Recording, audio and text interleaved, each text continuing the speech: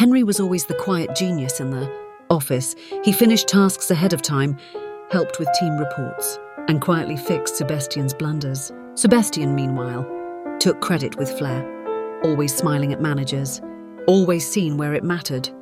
They were friends, or so Henry believed, until trust became a tool and friendship turned into manipulation. Work piled on Henry's desk, his and Sebastian's, yet no one noticed.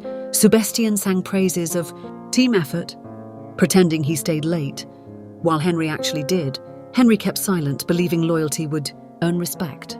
Sebastian even joked, "What are friends for?" while basking in applause that wasn't his.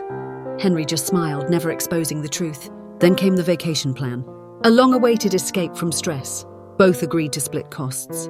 Days before departure, Sebastian shared a story. His grandfather was hospitalized. Tears in eyes, voice trembling. He said, "I can't let him suffer." Henry moved, cancelled his own bookings, handed over every last saving. Sebastian left, promising, "One day I'll repay this." But silence echoed louder than regret. Henry felt something wrong. A week later, he flew alone to the planned destination, just to clear his head. And there, under golden lights and beachside music, stood Sebastian with colleagues, laughing, toasting drinks, in the very hotel Henry booked. The betrayal didn't sting, it burned. His heart cracked open. Henry didn't create a scene. He walked straight to Sebastian, handed him the full bill, and said, "Pay it back. All of it now." Sebastian stuttered, shocked, but Henry wasn't finished. "You're done using me." He left without a glance back. That moment, something shifted in him. Henry knew silence was no longer strength. Returning home, Henry walked into his apartment and packed Sebastian's things into a box. He left it outside the door and sent a message, "Find another place." No explanations, no arguments. Sebastian called and begged, but Henry blocked him. The door that once welcomed friendship now stood closed with cold finality. At work, Henry drew a line. No more tasks for Sebastian. He stopped covering up mistakes, refused to share reports, and stayed focused on his own projects. Slowly, Sebastian's charm began to fade. Errors piled up, managers noticed, whispers started.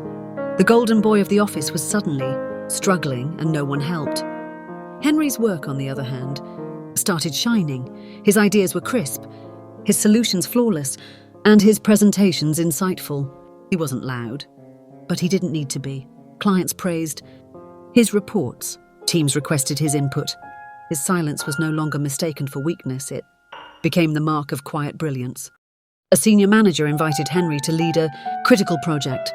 While others hesitated, he delivered results ahead of schedule.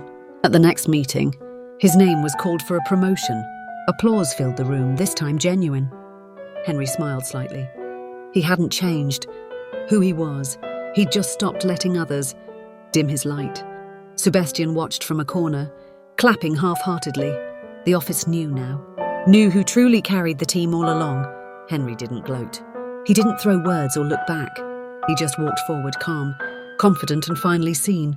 The betrayal had broken him once, but rising on his own had built him stronger.